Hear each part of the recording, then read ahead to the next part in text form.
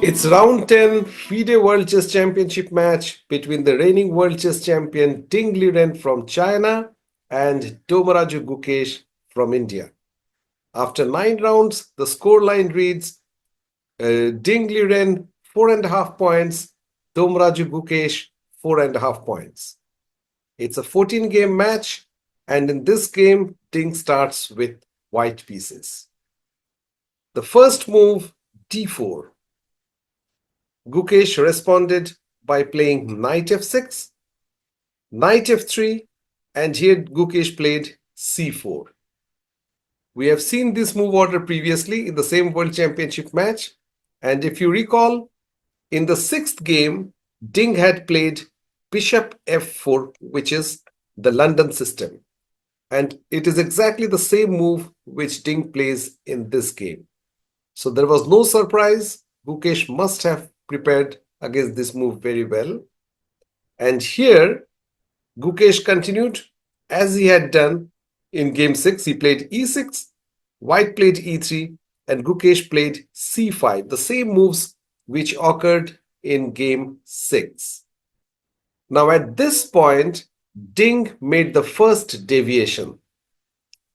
You may refer to game 6, where I had at great length explained the ideas behind the London system. Usually white puts his pawn on c3, and the ideas adopted by white mirrors the slab defense which black uses against d4. And in that system, white usually, or the best square for the bishop is considered to be d3, where it has access to the best diagonal, the b1 h7 diagonal, black's king side in future. Well, I had shown a very interesting variation. You may refer to game 6. Now, you may also recall that on game 6, after c6, c3, black had played knight c6, and white, instead of bishop d3, had gone bishop b5, which is a move which is popularized by Magnus Carlsen. And that game, Ding did manage to get a small advantage, but the game fizzled out to be a very interesting draw. Well, in this game, Ding played bishop e2, which is, well, the bishop doesn't belong to this square in the London system. So why did Ding play bishop e2?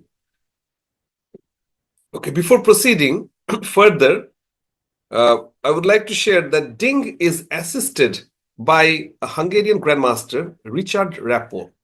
And Richard has played this particular move on more than one occasion. So, although bishop e2 is a rare move at this point, I am sure Gukesh's team would have done the homework and they might have prepared, expected Ding to play bishop e2 because his second or his assistant has played bishop e2 on multiple occasions. Now, in this point, Gukesh played the most normal move, bishop d6, and white took dc5. So these moves are very much unlike the moves which are played in London system. So these are non-London system moves. So definitely Ding has some other ideas in mind, and we shall see what exactly Ding is planning. Black took back the pawn with his bishop, and white now played c4. After the moves, well, these are not London system moves, and I shall just explain you. The game is actually transposing or shifting to some other variation. After castles for both sides and knight development by both sides, knight c6 and knight c3, we reach a position which actually arises from queen's gambit declined. Well, there is no gambit involved here. There is no offer of any sacrifice. But believe it or not, we have one of the main positions which arises after queen's gambit, from queen's gambit.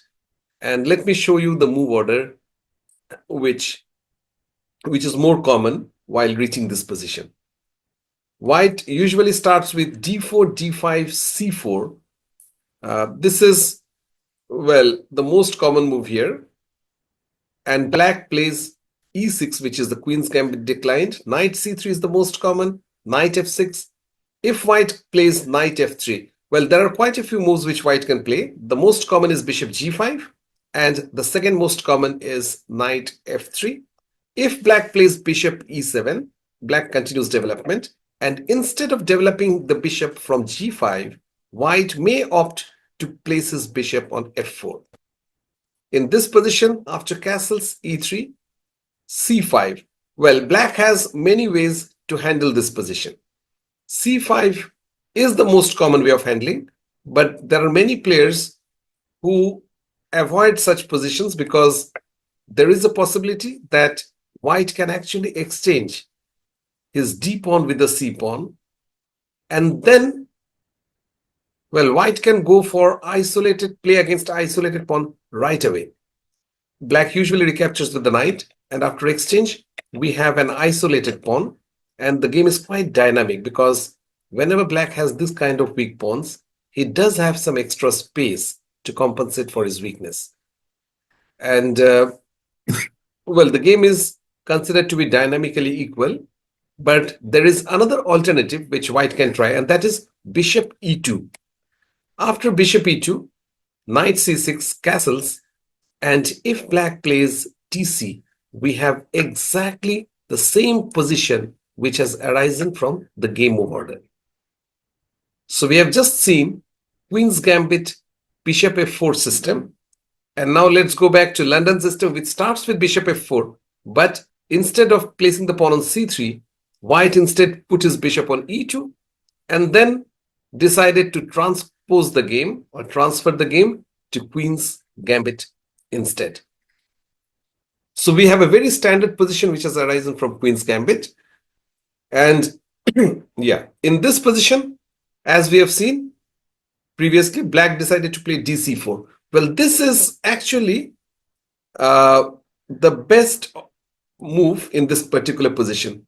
Many grandmasters have tried other moves as well, but the point behind DC is that he doesn't allow white to exchange on d5 and imposing an isolated pawn upon black.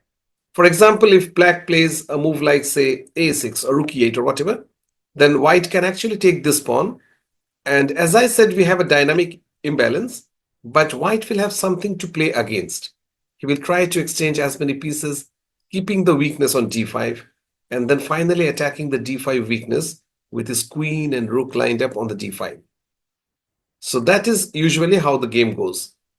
Whenever a side has a weakness, while the weakness itself is a point to attack, but one of the main reasons why weaknesses are not desirable is that the player with a weakness has to engage some of the pieces to defend the weakness. For instance, here black has to place his bishop on e6 and keep on defending the weakness, which can allow white to create attacking chances elsewhere. So yeah, so after dc4, the move chosen by Gukesh, not allowing white to play cd5, white took back with his bishop, and we have a position where both sides have absolutely symmetrical pawn structure. 4 pawns on the king side and 2 on the queen side, both sides, and there is no weakness. The only imbalance or the difference in piece position is that white has the bishop not on c1 but on f4, and black, instead of having his bishop on f5, has the bishop on c8.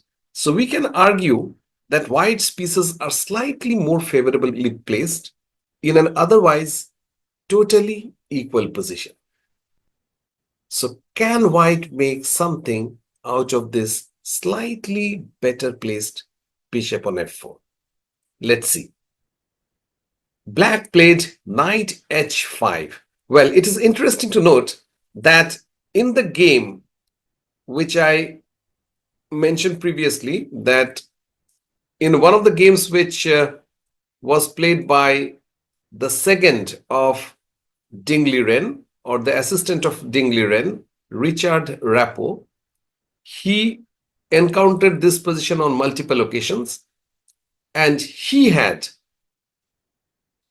faced the one of the best Armenian chess players, Levon Aronian, with white pieces. That was in 2018.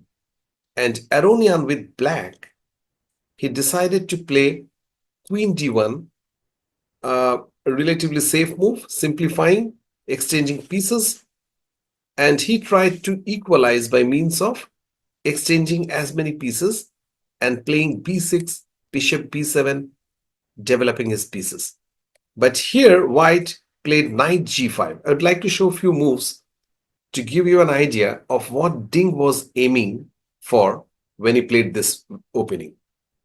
So probably Ding expected Gukesh to play something like this, and Aronian in that game played bishop e7. Well, what is the purpose behind knight g5? Well, white after knight g5 was planning to go knight e4. Well, this knight is supported with his colleague on c3, and with the idea of exchanging this bishop for his knight, which he does achieve. So black removes his bishop on c5 in advance.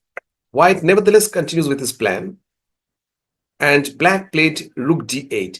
From knight e4, the knight would actually enter on d6 and create some attacking chances. So, well, after knight e4, black played rook d8, and white went bishop b5. So in this particular example, Richard Rappo against Levon Aronian tried to create some initiative from a relatively simple position. Black played bishop b7, and now white went knight d6, attacking the b7 bishop. And if the bishop moves, the c6 knight will be captured. So already black came under pressure, and after the exchange of these pieces, Richard had a very pleasant position. Well, he managed to lose this position from an advantage, but definitely in the preparation, both the players, Ding Liren and Richard Rappo, had analyzed how they would get advantage. One typical way of playing for white, these moves are not forced, but just to show how a game could have gone from this seemingly equal position, is f3. This is a very useful move, basically restricting black's bishop. And well, here the imbalance is white has a dark square bishop, which black doesn't have. And this bishop is actually quite well placed and better than the knight. Well, after f3, black played a6, Aronian played a6, and white played bishop e2. Black played b5.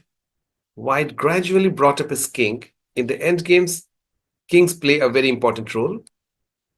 Black played e5, getting some space in the center.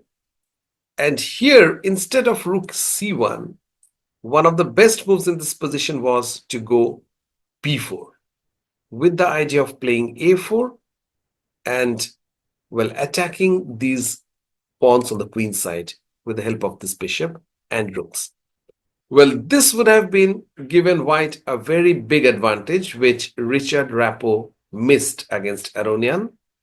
And later he made several other mistakes and even lost the game. So after b4, well, whatever black plays, the bishop is very well placed on c5. This is another advantage of playing b4. We create an outpost or a strong square on c5. And since black doesn't have a dark square bishop, this bishop will dominate the play. If black tries to exchange pieces, this is a very important position. I would like you, if you're seriously interested about improving your end games, I would like you to pause the video for some time and consider what white should play here. Well, the best move for white here is not to exchange the rooks, but rather preserve it. Play rook a1 with the idea of playing a4. The rook would be quite useful in attacking the weakened king side pawns. Well, after a4 and exchange of the pawns, the a6 pawn will be weak, and the rook would play a very important role in attacking this pawn. So rook a1 is a very good move, and that would give white almost a very big advantage, almost a winning advantage. Anyway, this is now not the way the game went. Gukesh did not play Queen D1 like how Aronian played. He went Knight H5 instead. Now remember, we said that Bishop F4 is the only piece which can give white some advantage in this otherwise equal position. He played Knight H5 and white played Bishop G5. Black attacking the queen. White wants black to exchange queens so that white has position of D5. But black played Bishop E7. Black wants to exchange pieces. Well, remember, black usually would be happy to equalize or draw, especially in match situations where the match is tied on equal points. Usually, Gukesh would try to press with white and win with white in the remaining games. So Gukesh should be happy to equalize and play for draw. So he played Bishop E7. White played Knight E4, supporting the G5 bishop. Black played Knight F6, bringing back his sidelined knight. Well, believe it or not, we are still following opening theory. And this game has been played by two grandmasters, Grant Melkumyan, a grandmaster from Armenia, he was white, and Sarich, a grandmaster from Croatia, was black in this position. And both the players, I think the game was in Germany in the year 2016. And the way white played in this position is how Ding should have played. Okay, in this position, probably because of match situation or match strategy, Ding straight away went on exchanging pieces and heading for a drawish endgame. He played Knight F6, Bishop F6, Queen D8, Rook D8, Bishop F6, G F6, and we reach an almost equal position with not much life left. Well, but the way the game could have gone, or how Melkumyan played, was Bishop F6. Now, this move begs explanation. It seems the game is heading towards a draw, and lots of pieces will come off the board. But how to exchange pieces? The way Ding played, he exchanged two sets of pieces, minor pieces. He exchanges the knight, and subsequently he also exchanges the bishop. So the more you exchange, the more easy it becomes for the defender to draw. But by playing Bishop F6 instead, there are no second pieces which are hanging for exchange. So we exchange one set of pieces, and then white played Queen C2 defending the B2 pawn, and he keeps play. Now in this position, white is hoping that he has a knight for the bishop. Well, he can exchange this later also, but he is hoping that his knight will be better placed than opposite bishop. So let us say how the game went. Black played Bishop E7, preserving his bishop. So he can now say the imbalance favors black because we have two bishops. But white will claim that we have development advantage. He played Rook D1, Queen A5, A3 to take the B4 square away from Queen and Knight. Rook D8, the rooks got off the board, Rook D1, and once again Black played Queen C7, protecting his queen. We are following the game between Melkumyan and Sarich in the year 2016, just to show you the type of position which could have arisen in the game Ding versus Gukesh. Well, here white played Knight EG5, threatening checkmate with Queen H7 and Queen H8. Black played G6. White went Queen D3. So this is a strategy which I wanted to show you. White is preventing black from developing his pieces. If black manages to develop all his pieces, he may well claim a small advantage because of his two bishops, the harmony of the bishops. But white is not allowing black to develop his pieces. And if black plays b6, we won't go to the details the end of the game, but I just wanted to show you a small trick. If black plays b6, how can white prevent the bishop from developing from b7?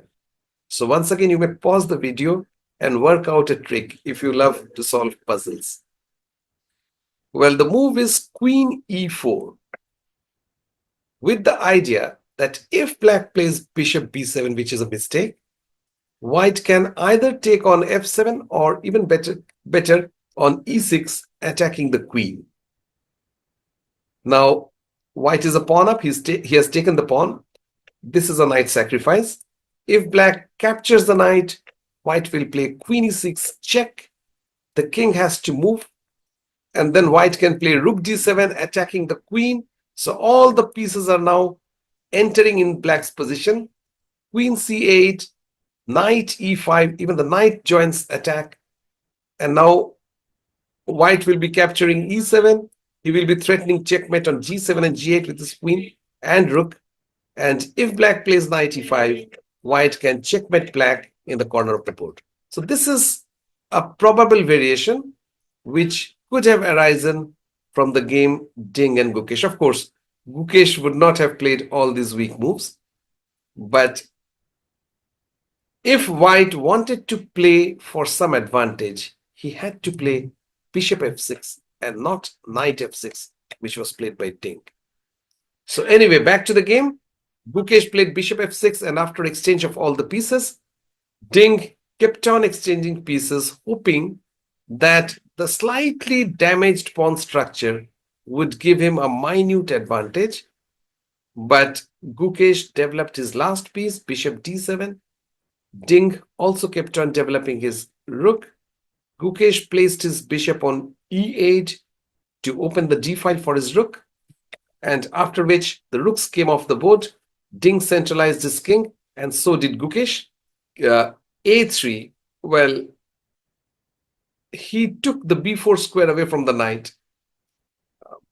Probably Ding was trying to prevent moves like knight b4, knight d3, or knight b4 followed by bishop c6. I mean, these type of ideas. But frankly speaking, in this position, whatever white plays, black should not have much problem in holding this position to a draw. So he played a3, black played f5. It's a very nice move. The king wants to come in the center. f5 takes some space. Although there is an argument of placing the pawns on opposite square of the bishop. For example, this bishop on e8 is a light square bishop, and if black places all the pawns on light squares, the opposite squares, the dark squares, will lose control. I will lose support of pawns or bishop. So that may allow the opponent to enter into black's position through dark squares. But that rule doesn't apply here because firstly, black still has a knight controlling the dark square, and secondly, the pawns are not fixed. Well, the pawns can move. Black can still move to e5. The f7 pawn can still move to f6. So these pawns are not fixed. White played king e1, preventing the rook from entering in future if white's knight or rook leaves. Black played king f6. White played bishop e2. Well, as I said, almost any move would draw here, except blunders, of course. But white could have tried bishop b5 with the idea that if black plays a6, now the bishop goes back to e2, and maybe this knight could be repositioned to c5 or b6, creating some pressure. Having said that, these positions are also drawn. And the only hope which white can have in these type of positions is the h7 pawn is slightly weakened. So if the rook could transfer via h file and attack the h7 pawn, or in some rare cases, I had seen some classical game where one of the greatest endgame exponents had the same pawn structure, and he managed to put his king on h6 in king pawn endgame. and win this type of pawn structures.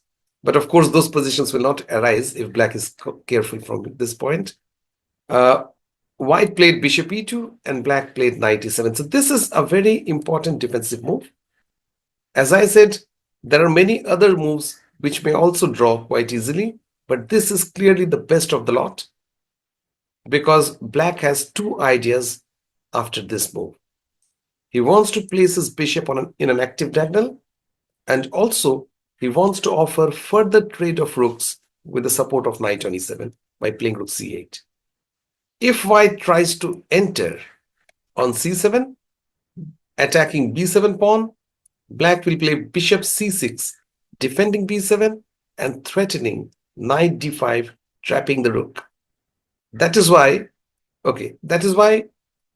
white after knight e7, he played g3. Well, one of the ideas is if black plays bishop c6, white can move knight d4, threatening to exchange the knight for the bishop without leaving the g2 pawn undefended. So he played g3 in advance, but black played the plan B, which is rook c8, offering to trade the rooks.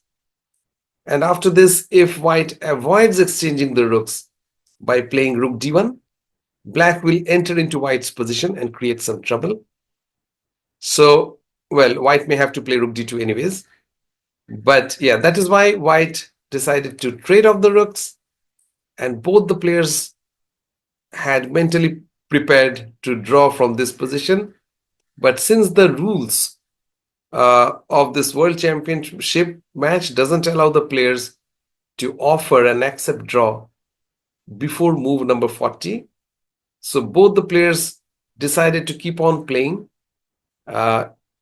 White brought his knight to d2 and finally offered to trade the knights also. And in this absolutely drawish position, well, white played f4, trying to fix some of the pawns. But black also placed all his pawns on dark squares. Just look at the way how both players, even though the position is absolutely drawn, they play grammatically. White placed all the pawns on dark squares.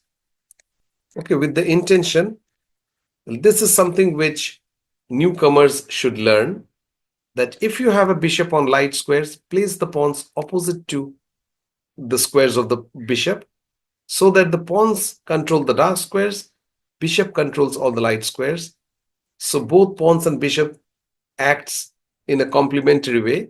They don't overlap with each other. And black also follows the same idea. He put his pawn on dark squares. And in this position, he put his pawn on h6 also.